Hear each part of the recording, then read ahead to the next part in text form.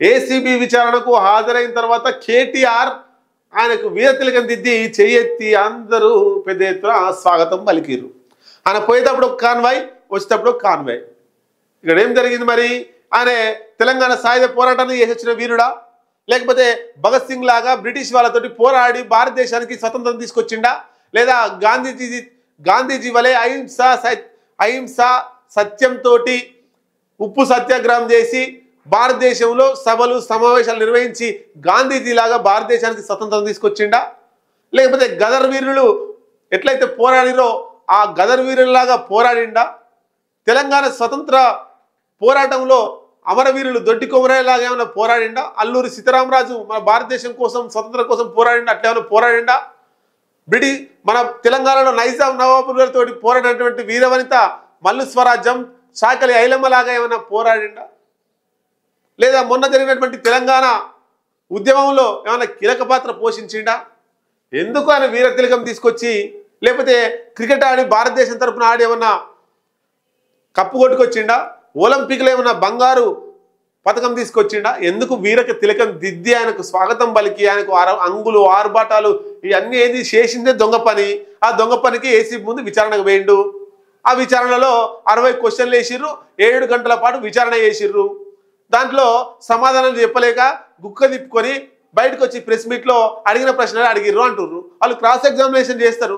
ఒక ప్రశ్నను ఒకసారి అడిగి అదే ప్రశ్నను మళ్ళీ వేరే ఆన్సర్ రాబట్టడానికి మళ్ళీ అదే ప్రశ్నను వేరే రకంగా అడుగుతారు. దాన్ని క్రాస్ ఎగ్జామినేషన్ అంటారు.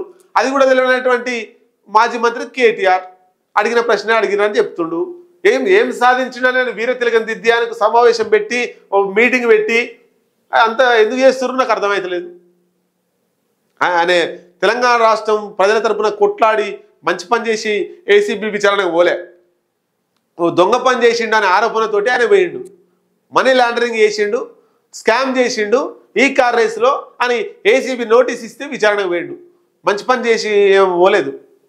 తెలంగాణ రాష్ట్ర ప్రజలకు మంచి కావాలని, తెలంగాణ రాష్ట్ర ప్రజలు డెవలప్ కావాలని అక్కడ ఒక నిరాహార దీక్ష చేసి ఆమరణ నిరాహార దీక్ష చేసి ఏం రాలే. ఆయన విచారణకు పోయొచ్చిండు. దొంగ పని చేసిన ఆరోపణ ఎదుర్కొని ఆ విచారణకు పోయొచ్చిండు. ఆయనకు ఈ తిలకం దిద్ది అది చేసి ఇంకా దండలేసి బాంబులు కాల్చి ఈ ర్యాలీలు తీసి అంత సొల్లు ముచ్చట టైం అంతా వేస్ట్.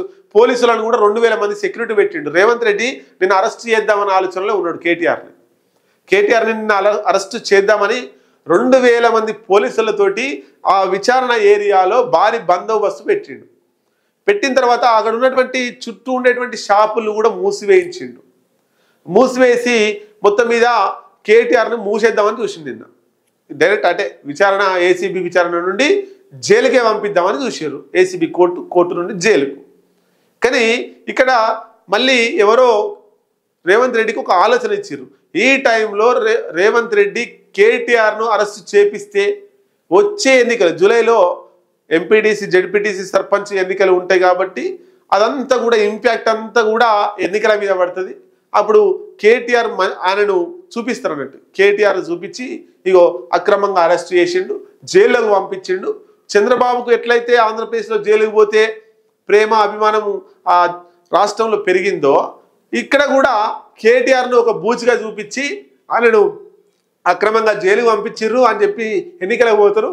బీఆర్ఎస్కు ఉపయోగం జరుగుతుంది, కాంగ్రెస్కు నష్టం జరుగుతుంది అనే ఉద్దేశంతో నిన్న అరెస్టు దాకా పోయింది, ఆపేసిండు.